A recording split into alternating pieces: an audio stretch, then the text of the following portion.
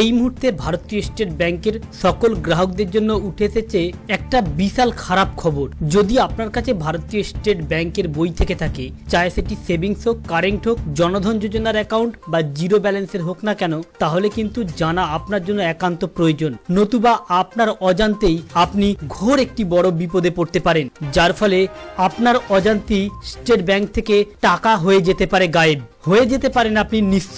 আর এই আপডেটটি আপনি যদি না জানেন, বড় বিপদের সম্মুখীন হতে পারেন আপনি। তাই অতি স্বল্পক্ষণের ভিডিও, যদি আপনার কাছে স্টেট ব্যাংকের বই থেকে থাকে তাহলে মোটেও অবহেলা না করে ভিডিওটি শেষ পর্যন্ত দেখতে থাকুন, যদি আপনার অ্যাকাউন্ট আপনি সুরক্ষিত রাখতে চেয়ে থাকেন। আলোচনার শুরু করার পূর্বে আপনাদের কাছে একটা রিকোয়েস্ট, ভিডিওটিকে অতি অবশ্যই একটা লাইক করবেন এবং জনস্বার্থে অন্যজনকে সতর্ক করতে ভিডিওটিকে শেয়ার করবেন। চ্যানেল বা পেজে নতুন হয়ে থাকলে সাবস্ক্রাইব করে রাখবেন। চলুন দেখে নেওয়া যাক বিস্তারিত। তো ফ্রেন্ডস, স্টেট ব্যাংকের তরফ থেকে যে গুরুত্বপূর্ণ আপডেটটি উঠে এসেছে সেটি জানানোর পূর্বে আপনাদের থেকে জানতে চাই, যদি আপনার স্টেট ব্যাংকের বই ছাড়াও অন্য কোনো ব্যাংকের অ্যাকাউন্ট থেকে থাকে তাহলে আপনার ব্যাংকের নামটি কমেন্ট বক্সে লিখে জানাবেন, কারণ এই ধরনের যখন আপনার ব্যাংকের কোনো আপডেট উঠে আসবে তখন আপনাদের সামনে উপস্থাপন করতে আমাদের খুবই সুবিধা হয়ে থাকবে। চলুন দেখে নেওয়া যাক বিস্তারিত।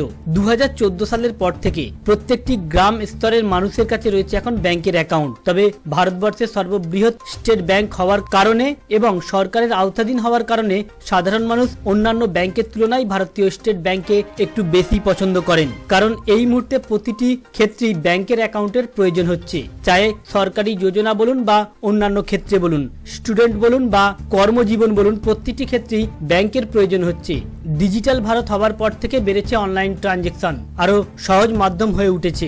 আর যত সহজ মাধ্যম হয়ে উঠেছে তত বাড়ছে প্রতারণার সংখ্যাও। ইতিপূর্বে আমরা একাধিক প্রতারণা দেখেছি ব্যাংকে, কিন্তু এবারে একটি নতুন প্রতারণা ছক করেছে প্রতারকরা, যার ফলে নিজেদের অজান্তেই অ্যাকাউন্ট খালি হয়ে যাচ্ছে, নিঃস্ব হয়ে যাচ্ছে সাধারণ মানুষ। এমনই একটি সতর্কবার্তা দিল ভারতীয় স্টেট ব্যাংক। হ্যাঁ, এবারে স্টেট ব্যাংকের নামে বাজারে চালু হয়েছে প্রতারণা চক্র। একবার এই চক্রে পা দিলে খালি হয়ে যাবে আপনার অ্যাকাউন্টও। সম্প্রতি এভাবেই সবাইকে সতর্ক করছে পুলিশ। এতদিন পর্যন্ত প্রতারকরা বিভিন্ন লিঙ্ক বা মেসেজ পাঠিয়ে অথবা ফোন করে ওটিপি চেয়ে প্রতারণা করত, কিন্তু এই পদ্ধতিগুলি সাধারণ মানুষ জেনে যাওয়ার ফলে প্রতারকরা তাদের পদ্ধতি বদলে ফেলেছে। জানিয়ে এবার সরাসরি প্রশাসনের তরফ থেকে সাধারণ মানুষকে সতর্ক করা হচ্ছে। এবারে স্টেট ব্যাংকে রিওয়ার্ড পয়েন্টস নামে চলছে জালিয়াতি। স্টেট ব্যাংক রিওয়ার্ডস পয়েন্টসের সামান্য ব্যবহার করে একটি নতুন সাইবার কেলেঙ্কারি সম্পর্কে জনসাধারণকে সতর্ক করছে।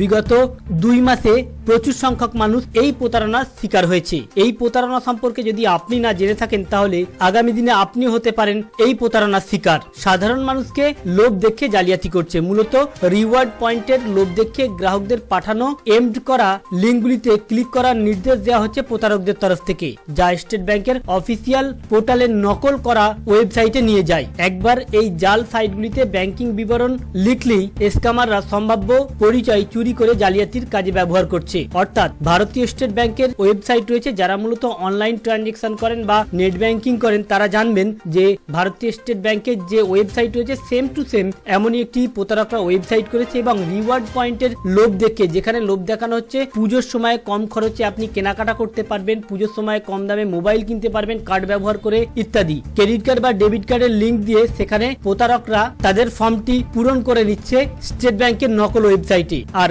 গ্রাহকদের কাছে এই মেসেজ গেলে তারা লোভে পড়ে কম দামে জিনিস কেনার উদ্দেশ্যে ফর্মটা ফিল আপ করলেই সঙ্গে সঙ্গে হয়ে যাচ্ছে অ্যাকাউন্ট খালি। তাই যদি আপনার স্টেট ব্যাংকের বই থেকে থাকে তাহলে আপনাকে সাবধান করা হচ্ছে, অযাচিত বার্তা বা SMS পাওয়ার সময় সতর্কতা অবলম্বন করবেন। যদি আপনার মোবাইলে কোনো এই ধরনের SMS থেকে থাকে সেই SMS থেকে এড়িয়ে যাবেন।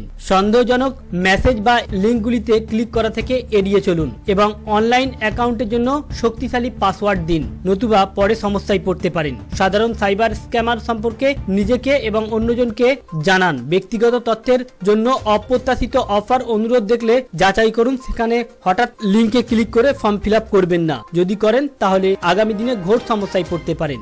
যদি আপনি এই নির্দেশনাগুলো না মানেন তাহলে কিন্তু বড় বিপদের সম্মুখীন হতে চলেছেন আপনি। আর একবার বিপদে পড়ে গেলে না ব্যাংক আপনাকে সাহায্য করতে পারবে, না পুলিশ প্রশাসন আপনাকে সাহায্য করতে পারবে।